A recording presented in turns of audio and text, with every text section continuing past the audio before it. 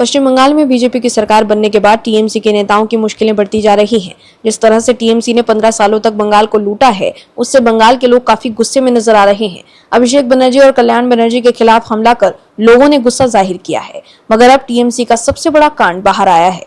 TMC नेता के घर पर बड़े छापे में पुलिस को जो मिला है, उससे पूरा बंगाल हिल गया है।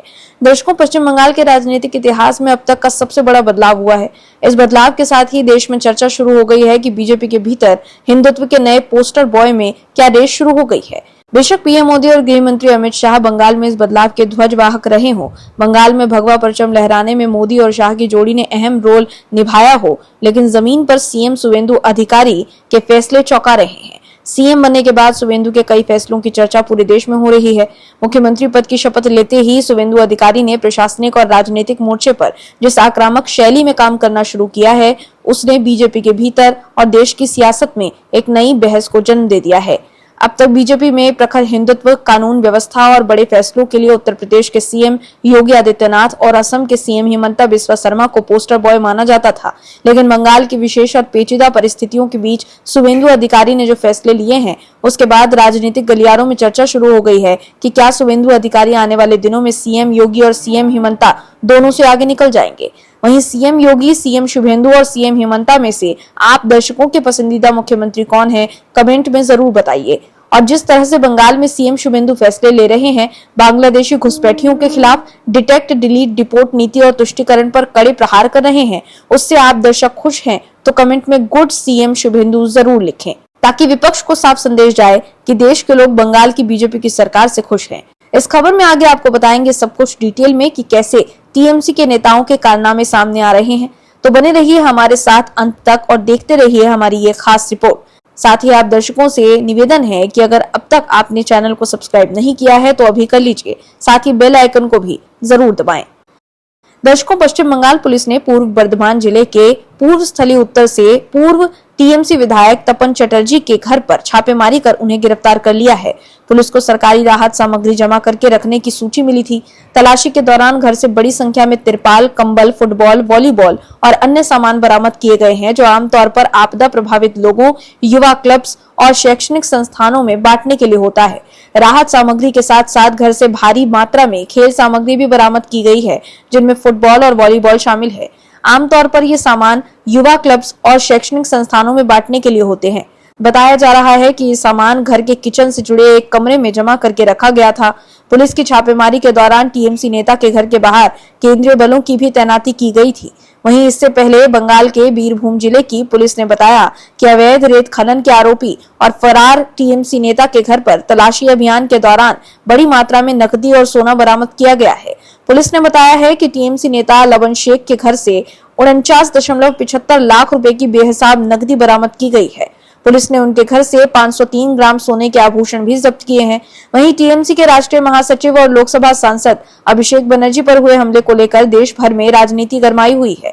इस बीच कांग्रेस के लोकसभा सांसद शशि थरूर ने कहा कि लोगों को राजनीतिक लोगों पर इस तरह से पत्थर फेंककर या मारपीट करके नहीं, बल्कि बैलेट बॉक्स में अपनी राय बतानी चाहिए। वहीं बीजेपी ने आरोप लगाया है कि ममता बनर्जी ने अपने भतीजे अभिषेक बनर्जी को अस्पताल में भर्ती कराने के लिए निजी अस्पताल पर दबाव बनाया।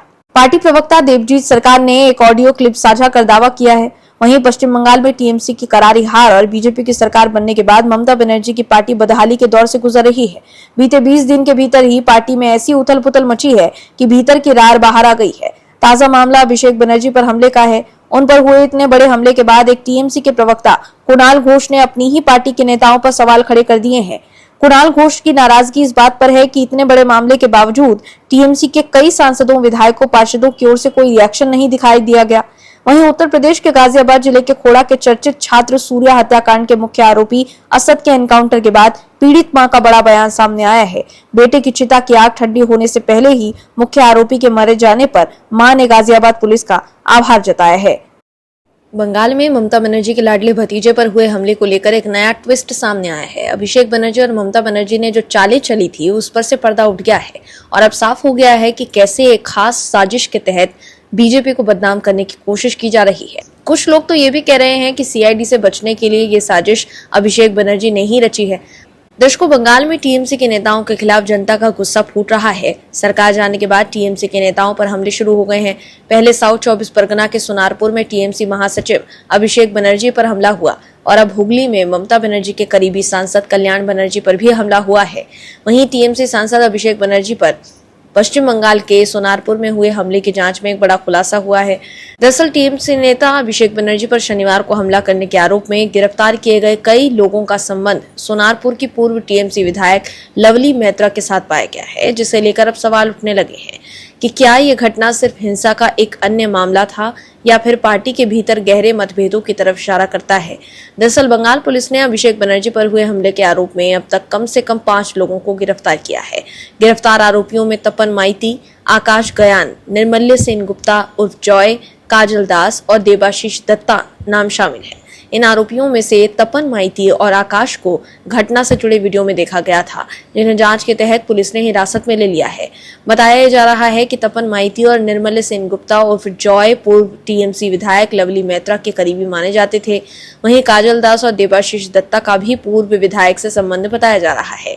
इस मामले में बंगाल पुलिस ने आकाश गयान नाम के एक शख्स को भी गिरफ्तार किया है, जो इलाके में एक तृणमूल कांग्रेस कार्यकर्ता के रूप में जाना जाता है। उसकी मां ने यह माना कि वह पार्टी से जुड़ा हुआ था और चुनावों के दौरान नियमित रूप से टीएमसी बूथों पर भी बैठता था। उन्होंने कहा कि उनके बेटे के पास अभिषेक बनर्जी के खिलाफ कोई निजी सबूत रखने का कारण नहीं था। दूसरी तरफ अभिषेक बनर्जी के मामले में ममता बनर्जी ने अस्पताल से जल्द छुट्टी दिए जाने पर डॉक्टर को धमकाया है। उनका एक वीडियो वायरल हो रहा है जिसमें उन्होंने बांग्ला में कहा कि भगवान आपको माफ नहीं करेगा। वे कहती हैं, मिस्टर टंडन माफ कीजिए, लेकिन आपने गलत काम किया है। याद रखिए, हमने आपको कितनी मदद की है। भगवान आपको माफ नहीं करेगा। लोगों को गुमराह करके आपको शर्म आनी चाहिए। आप अस्पताल चला रहे हैं। अभी केंद्र में बीजेपी की सरकार है। कल अगर केंद्र सरकार नहीं रही तो हम इसे याद रखेंगे। ममता बनर्जी ने घटना को लेकर कहा कि अब अभिषेक की हालत गंभीर नहीं थी तो उसे आईसीयू में क्यों रखा गया था। अगर हालात ज्यादा गंभीर थी तो इन्हें इतनी जल्दी किसके दबाव में छोड़ दिया गया। अगर अभिषेक को कुछ हो जाता तो इसके लिए अस्पताल प्रबंधन जिम्मेदार होगा। ममता बनर्जी के मुताबिक अभिषेक बनर्जी के शरीर में खून के थक्के जमे हुए हैं और अगर उसने हेलमेट नहीं पहना होता तो उसकी मौके पर ही मौत हो जाती। दर्शकों, अभिषेक बनर्जी जब अस्पताल गए तो डॉक्टर्स ने उनकी जांच कर उन्हें ये कहकर डिस्चार्ज कर दिया कि सब कुछ ठीक है, मगर ममता बनर्जी जबरदस्ती अभिषेक बनर्जी को आईसीयू में एडमिट करने के लिए कह रही थी। ममता बनर्जी इस मामले पर सियासी ड्रामा करने के लिए अभिषेक बनर्जी को आईसीयू में एडमिट करवाना चाह रही थी, ताकि वो कह सकें कि बीजेपी ने अभिषेक बनर्जी को मरवाने की कोशिश की है, मगर डॉक्टर्स ने ममता बनर्जी और अभिषेक की बात नहीं मानी। दर्शकों, हमले के बाद अभिषेक बनर्जी ने जब टीएमसी के कार्यकर्ता के घर जाकर मुलाकात की थी तब वो बिल्कुल ठीक नजर आ रहे थे। खुद टीएमसी ने एक्स पर अभिषेक बनर्जी की तस्वीर शेयर की जिसमें वो बिल्कुल ठीक नजर आ रहे हैं। वहीं हमले के बाद अभिषेक बनर्जी ने मीडिया में बयान भी दिया, मगर बाद में ममता बनर्जी ने इस पर सियासी रोटियां सेकने के लिए आईसीयू वाली चालें चली, लेकिन वो एक्सपोज हो गई। इस मामले को लेकर राहुल गांधी ने ममता बनर्जी से बात की है।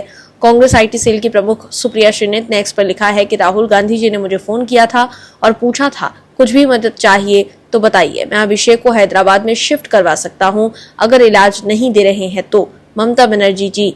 वहीं अभिषेक बनर्जी और कल्याण बनर्जी पर हुए हमले पर बीजेपी नेता दिलीप घोष ने तीखा बयान दिया। उन्होंने टीएमसी पर हिंसा की राजनीति करने का आरोप लगाया है। 15 सालों तक सत्ता में रहने के दौरान टीएमसी के नेताओं ने जो किया है उससे बंगाल के लोग काफी गुस्से में नजर आ रहे हैं और अब टीएमसी नेताओं के खिलाफ आम लोगों का गुस्सा फूट पड़ा है। ममता बनर्जी के भतीजे अभिषेक बनर्जी पर हमले की आग बुझी भी नहीं थी कि कल्याण बनर्जी पर हमला हो गया है। हुगली में भीड़ ने टीएमसी सांसद कल्याण बनर्जी को घेर लिया और उनके साथ मारपीट की। इस दौरान कल्याण बनर्जी के सिर में पत्थर लगने से उन्हें चोट लगी है। दरअसल कल्याण बनर्जी पार्टी कार्यकर्ताओं की रिहाई के लिए ज्ञापन देने गए थे, लेकिन भीड़ का शिकार हो गए।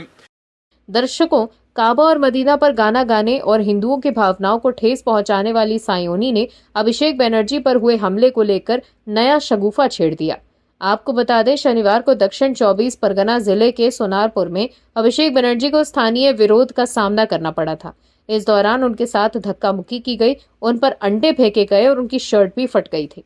वहीं इसको लेकर ममता बनर्जी ने एक्स पर एक संक्षिप्त पोस्ट शेयर करते हुए बीजेपी पर हमला बोलते हुए लिखा कि शासक अब हत्यारे बन चुके हैं, भाजपा तुम्हें शर्म आनी चाहिए। वहीं ममता बनर्जी के इस पोस्ट को शेयर कर एक्स पर टीएमसी सांसद सायोनी घोष ने लिखा है, कि एआईटीसी के राष्ट्रीय महासचिव और सांसद श्री अभिषेक बनर्जी पर किया गया ये कायरतापूर्ण हमला लोकतांत्रिक मूल्यों और राजनीतिक असहमति पर एक स्तब्ध कर देने वाला प्रहार है। ये उन लोगों द्वारा किया गया एक सुनियोजित हमला है जिन्होंने जनता के असली जनादेश को चुराया है। बंगाल की राजनीति अब एक नए निचले स्तर तक पहुंच चुकी है। वहीं सायोनी घोष के इस पोस्ट पर लोगों ने जमकर उन पर निशाना साधा। सायोनी को जवाब देते हुए एक यूजर ने एक्स पर लिखा, ये पहली बार 2011 में तब निचले स्तर पर पहुंचा था जब टीएमसी सत्ता में आई थी। ये तब बिल्कुल रसातल पे पहुंच गया जब संदेश खाली के सामूहिक बलात्कार, आरजीकर बलात्कार और हत्या जैसे अनगिनत अपराधों पर पर्दा डाला गया और अपराधियों को राजनीतिक संरक्षण दिया गया। और ये सब आपकी अपनी ही पार्टी ने किया। बंगाल की राजनीति आज निचले स्तर पर नहीं पहुंची है, वहीं आज तो बंगाल ने ऊपर उठना शुरू करा है। और एक दूसरे यूजर ने ममता सरकार के दौरान के एक न्यूज आर्टिकल को शेयर कर सायोनी घोष को बेनकाब किया, जिसमें लिखा था कि बीजेपी सांसद के काफिले पर हमले में 1 की मौत, 6 घायल। इस खबर को शेयर कर यूजर ने लिखा है कि जब आपका राज था तब सांसदों पर बंदूकों और बमों से हमले होते थे, अब आम लोग अंडों से हमले कर रहे हैं, तो सवाल आप पूछ रही हैं। ये सच्चाई का सामना करो, हमेशा वैम्प बने रहने की कोई जरूरत नहीं है। इसके अलावा और भी कई लोगों ने सायोनी घोष को आईना दिखाते हुए एक्सपोज कर दिया है कि जब ममता बनर्जी की सरकार थी तब बीजेपी के नेताओं पर हमले होते थे। 2021 के चुनाव के बाद हिंदुओं पर हमले हुए थे और तब भी वो चुप क्यों थी। वहीं अपने एक्सपोस्ट में सायोनी ने एक और बात लिखी है कि ये उन लोगों द्वारा किया गया एक सुनियोजित हमला है जिन्होंने जनता के असली जनादेश को चुराया है। तो सवाल है कि जब टीएमसी लगातार 3 बार चुनाव जीती थी तब सब कुछ ठीक था, तब जनादेश चोरी नहीं हो रहे थे, लेकिन अब बंगाल के लोगों ने बीजेपी को चुना है तब वो कह रही हैं कि जनादेश चोरी हुए हैं। लेकिन एसआईआर को लेकर सुप्रीम कोर्ट ने साफ कर दिया कि एसआईआर कानून के मुताबिक सही है। सुप्रीम कोर्ट ने चुनाव आयोग द्वारा कराए जा रहे एसआईआर यानी मतदाता सूची के विशेष गहन पुनरीक्षण को वैध और संवैधानिक करार दिया है।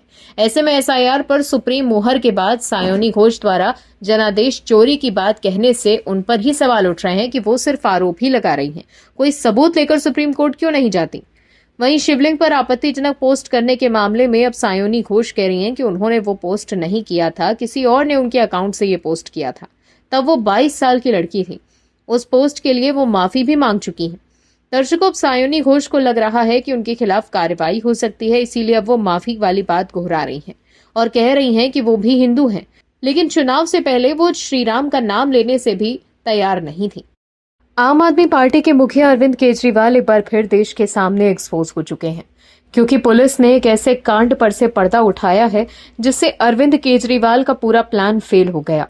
2022 के गुजरात विधानसभा चुनावों से पहले अरविंद केजरीवाल आईबी के नाम पर राजनीति कर रहे थे।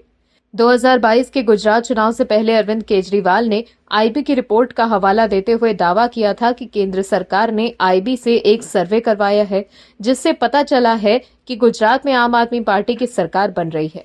लेकिन जब गुजरात चुनाव के नतीजे आ गए तो केजरीवाल की पार्टी को सिर्फ 5 सीटें मिली। ऐसे में उनका दावा फेल हो गया। केजरीवाल सिर्फ गलत दावे कर राजनीतिक लाभ लेना चाहते हैं और अब एक बार फिर साल 2027 में होने वाले गुजरात चुनाव से पहले केजरीवाल ने आईबी वाला दांव चल दिया था। लेकिन इस बार भी केजरीवाल की पोल खुल गई। क्या है खबर, बताते हैं आपको इस रिपोर्ट में। दर्शकों, गुजरात में आईबी यानी कि इंटेलिजेंस ब्यूरो के नाम पर आम आदमी पार्टी के नेताओं और कार्यकर्ताओं को धमकियां दिए जाने का मुद्दा उठाकर केजरीवाल, गोपाल इटालिया और दुर्गेश पाठक ने भारी हंगामा खड़ा कर दिया। आम आदमी पार्टी के नेताओं द्वारा सोशल मीडिया पर पोस्ट की गई, सवाल उठाए गए और पूरी घटना को राजनीतिक रंग दिया गया। लेकिन जांच आगे बढ़ते ही पूरी पोल पट्टी खुल गई। जिस आईबी कॉल को लेकर परोक्ष रूप से सरकार और प्रशासन पर निशाना साधा जा रहा था, उसमें अब आम आदमी पार्टी का वडोदरा शहर अध्यक्ष अशोक ओझा ही आरोपित के नाम में सामने आया है। वहीं खास बात यह है कि अशोक ओझा कोई ऐसा चेहरा नहीं है जिससे पार्टी में कोई जानता ना हो। गुजरात में आम आदमी पार्टी का संगठन खड़ा करने की प्रक्रिया के दौरान अशोक लगातार पार्टी के शीर्ष नेताओं के आसपास देखा जाता रहा है। वो लंबे समय से गुजरात आम आदमी पार्टी में सक्रिय है और पार्टी के शीर्ष नेतृत्व तक उसकी सीधी पहुंच है। पार्टी के मुखिया केजरीवाल से लेकर रिसुदान गढ़वी, गोपाल इटालिया और पंजाब के मुख्यमंत्री भगवंत मान के अलावा मनीष सिसोदिया तक से अशोक कई मौकों पर मिल चुका है। केजरीवाल से लेकर आम आदमी पार्टी के तमाम शीर्ष नेताओं के अशोक ओझा की तस्वीर मौजूद है। ऐसे में साफ है कि वो कोई आम नेता नहीं है। गुजरात में पार्टी संगठन के विस्तार के काम के दौरान भी वो सक्रिय रहे और कई बार दिल्ली जाकर भी पार्टी का काम संभाल चुके हैं। इस पूरे मामले की शुरुआत तब हुई जब केजरीवाल सहित आम आदमी पार्टी के कुछ नेताओं ने दावा करना शुरू किया कि गुजरात में उनके कार्यकर्ताओं और नेताओं को आईबी के नाम पर फोन करके धमकाया जा रहा है। हालांकि साइबर क्राइम पुलिस ने जांच शुरू की तो जांच के दौरान सबसे पहला चौंकाने वाला खुलासा तब हुआ जब जिस नंबर को लेकर हंगामा मचाया जा रहा था वो नंबर आणंद के नितिन डोबरिया के नाम पर होने की बात सामने आई। पुलिस ने जब नितिन से पूछताछ शुरू की तो पूरी कहानी अलग ही मोड़ चुकी थी। पूछताछ के दौरान नितिन ने ये बताया कि उसने वडोदरा शहर आम आदमी पार्टी अध्यक्ष अशोक ओझा के कहने पर फोन किए थे और कुछ मामलों में खुद को आईबी अधिकारी के रूप में पेश किया था। वहीं इस खुलासे के बाद से पुलिस ने आम आदमी पार्टी की वडोदरा इकाई के प्रमुख सहित 2 लोगों को आईबी अधिकारी बनकर पार्टी कार्यकर्ता को धमकाने के आरोप में गिरफ्तार किया है। इस खुलासे के बाद केजरीवाल के एक्स पोस्ट को शेयर कर बीजेपी आईटी सेल के प्रमुख अमित मालवीय ने लिखा है कि भारतीय राजनीति में अरविंद केजरीवाल से बड़ा कोई धोखेबाज नहीं है, सिवाय इसके कि वो बिल्कुल ही नौसिखियां हैं। आप दर्शकों से विनम्र निवेदन है कि चैनल को सब्सक्राइब जरूर करें